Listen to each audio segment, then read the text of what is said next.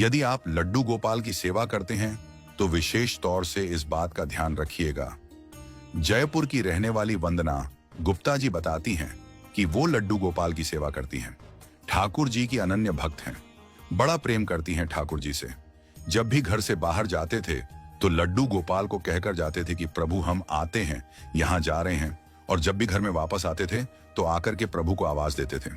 तो एक दिन उनको परिवार सहित कहीं जाना पड़ गया तो लड्डू गोपाल को कहा कि प्रभु आते हैं, इस काम से बाहर जा रहे हैं। इनके पास एक छोटा सा पिल्ला भी था। पिल्ले को भी घर पर ही छोड़ दिया और घर को ताला लगाया और ये लोग अपने काम से चले गए। वंदना जी बताती हैं, जब शाम को लौटे और इन्होंने घर का ताला खोला तो दरवाजा नहीं खुला। दरवाजे को काफी धक्के दिए, जोर लगाया, लेकिन दरवाजा नहीं खुला। पूरा परिवार घर के बाहर खड़ा था। ताला खुल गया था लेकिन दरवाजा नहीं खुला। वंदना जी बताती हैं कि भरपूर प्रयास करने के बाद भी दरवाजा नहीं खुला। जब दरवाजा नहीं खुला तो सोसाइटी में रहने वाले माली और केयरटेकर को बुलाया गया। माली ने पूरा जोर लगाया, केयरटेकर ने पूरा जोर लगाया, लेकिन दरवाजा नहीं खुला। यह बात बड़ी अचंभित करने वाली थी कि ताला खुल गया और दरवाजा नहीं खुल रहा है। तो माली ने और केयरटेकर ने पूछा कि ऐसा तो नहीं है कि कोई अंदर हो, कोई अंदर तो नहीं है ना? तो वंदना जी ने बताया कि मेरा पिल्ला है, वह अंदर है, वो तो छोटा सा पिल्ला है। माली ने कहा कि ऐसा लग रहा है कि शायद किसी ने अंदर से बंद किया है, लेकिन अंदर से कौन बंद करता? वंदना जी ने कहा कि नहीं, अंदर कोई नहीं है। और परेशान होकर के वंदना जी ने और उनके परिवार ने माली और केयरटेकर से पूछा कि कोई ऐसा है जो दरवाजे को तोड़ पाए।